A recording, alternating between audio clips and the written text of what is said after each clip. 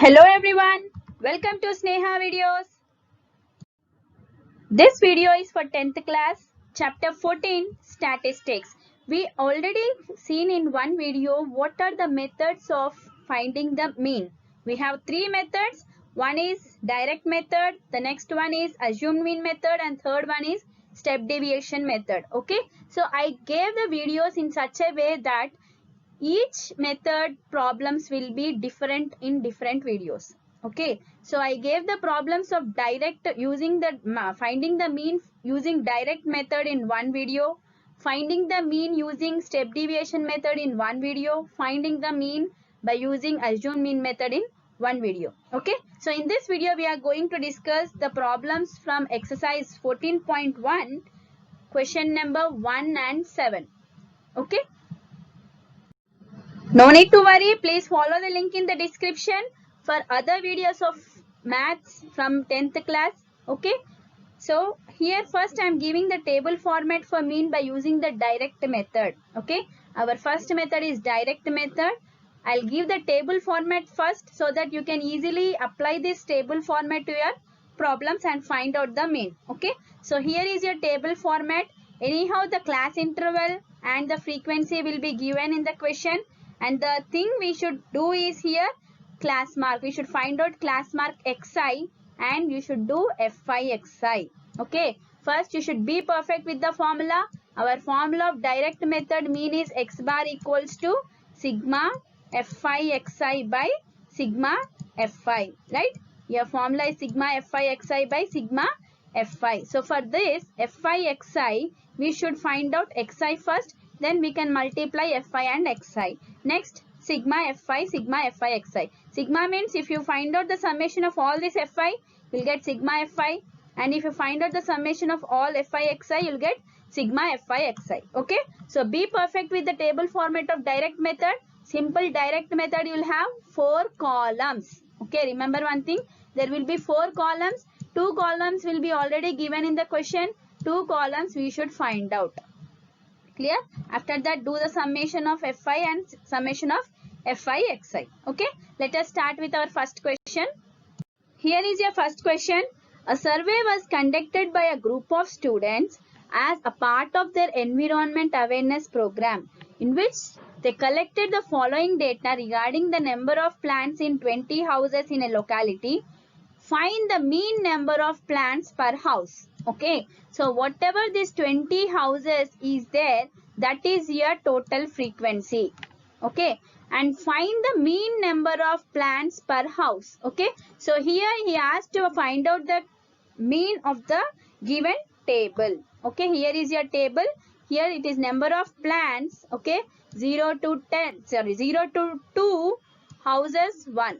Okay, in one house you have 0 to 2 plants, 2 to 4 2 plants, in this way. Okay, if you add all this number of houses, you will get 20. Okay, let us check. 1 plus 2 3 4 9 15 17 20. So here you got 20 houses, right? And this is your class interval. So in the question he gave class interval and frequency. Okay, let us solve this. Here he didn't specify any method, but we are using direct method because here we have all the frequencies of small values. Okay, remember one thing, whenever the frequencies are of small values, you prefer direct method because it is very easy to find out. Okay, and it is a 4 marks question.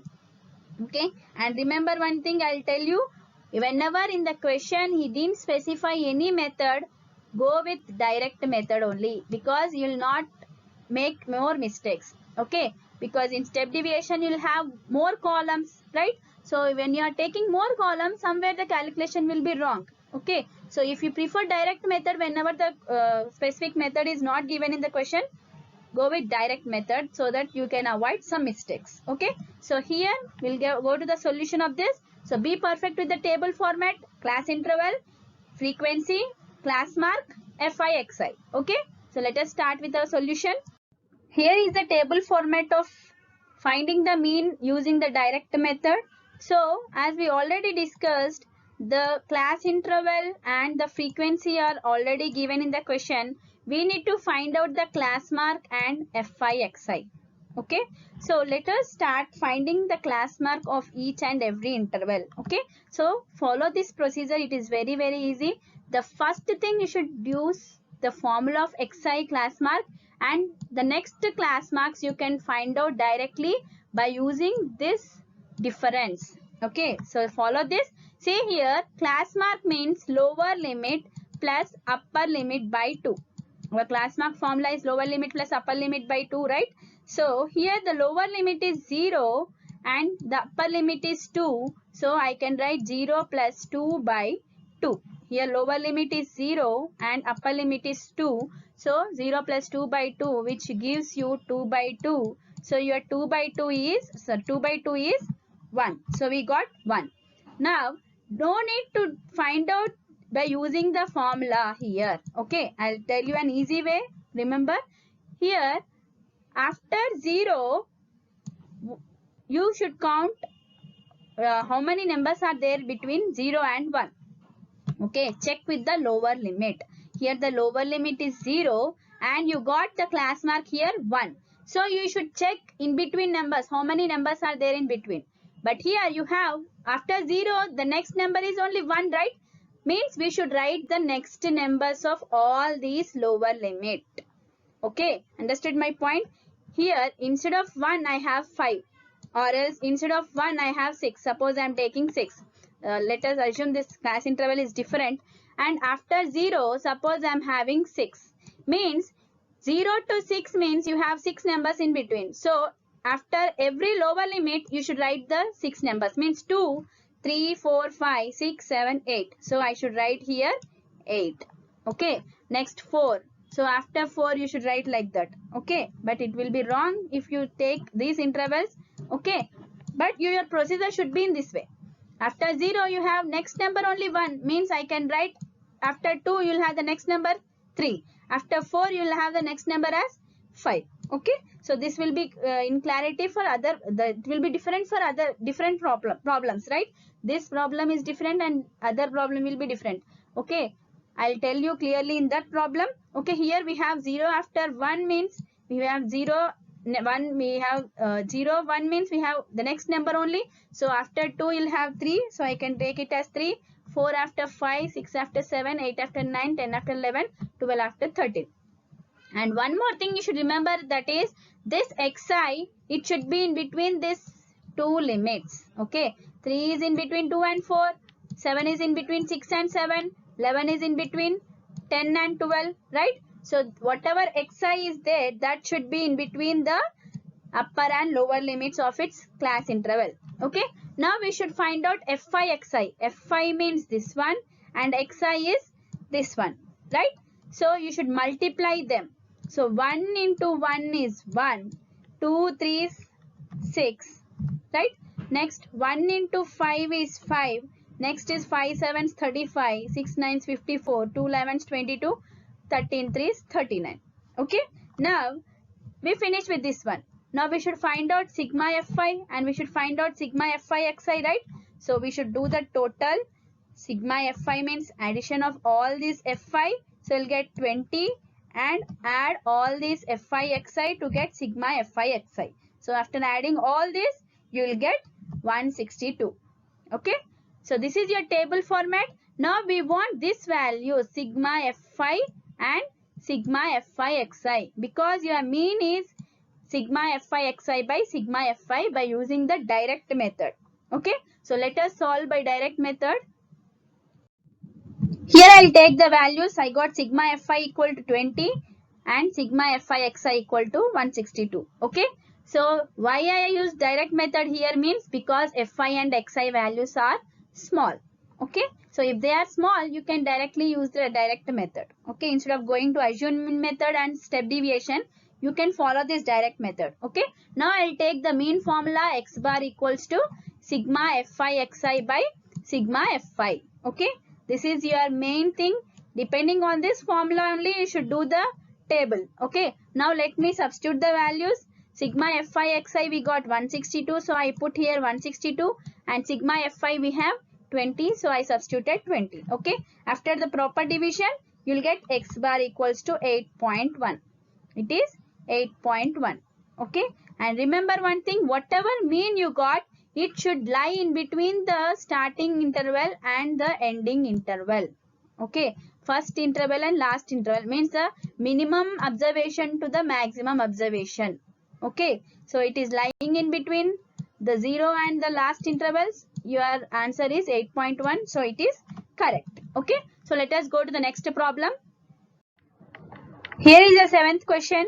To find out the concentration of SO2, sulfur dioxide, in the air in parts per million, that is ppm. Parts per million means ppm. Okay, the data was collected for 30 localities in a certain city and is presented below. Okay, so here is your table format. Concentration of sulfur dioxide in ppm, and he gave the frequency. Okay, he gave the class interval and frequency. So let us take these two and find out the class mark and Fi Xi. After that we'll find out sigma Fi, sigma Fi Xi. Okay, so let us go to the solution. Here is your class interval and frequency. Okay, so we need to find out Xi here. So your Xi, first thing you should do the addition, or if you should do the average of this lower and upper limit, right? So 0.00 plus 0.04 is 0.04, right? 0.04 by 2. Okay, so you'll get 0.02. Okay, now I told after finding the first class mark, you should compare the lower limit of first class interval and the Xi. Okay, so if you observe carefully here, 0.00, 0.02 means 0.02 gap, no? So after 0.04, 2 means 0.06, right? It is 0.06. 8 after 2 means 10. So 0.10. 12 after 14.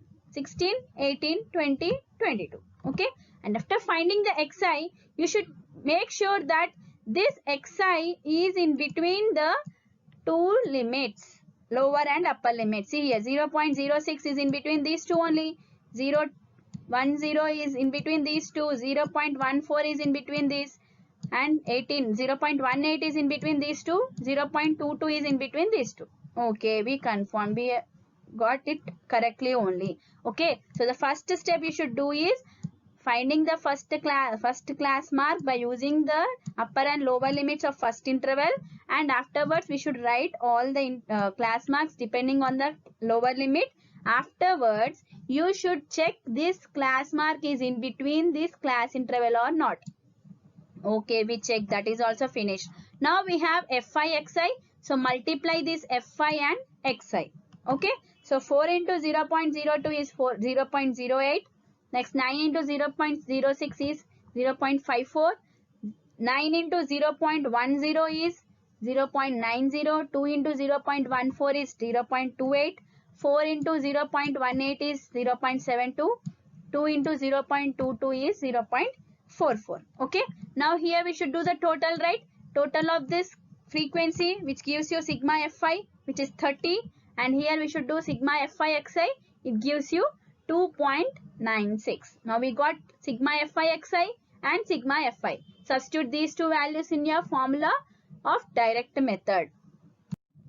So your sigma Fi is 30, sigma Fi Xi is 2.96. Okay, here these are small values, 0 point something, right? Means a small values, so we are using direct method. Okay, let me take mean direct method formula. X bar equals to sigma Fi Xi by sigma Fi. Put the values 2.96 by 30. After division you will get 0.0986666, so on. It is a terminating it is a non-terminating repeating decimal, means I can put bar, right? Bar to 6.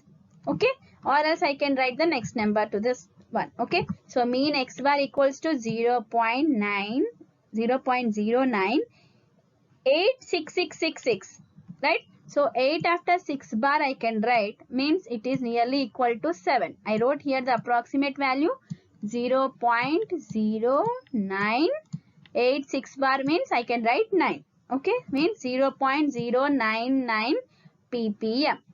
parts per million. Okay, so these are the problems which we find out mean by using the direct method.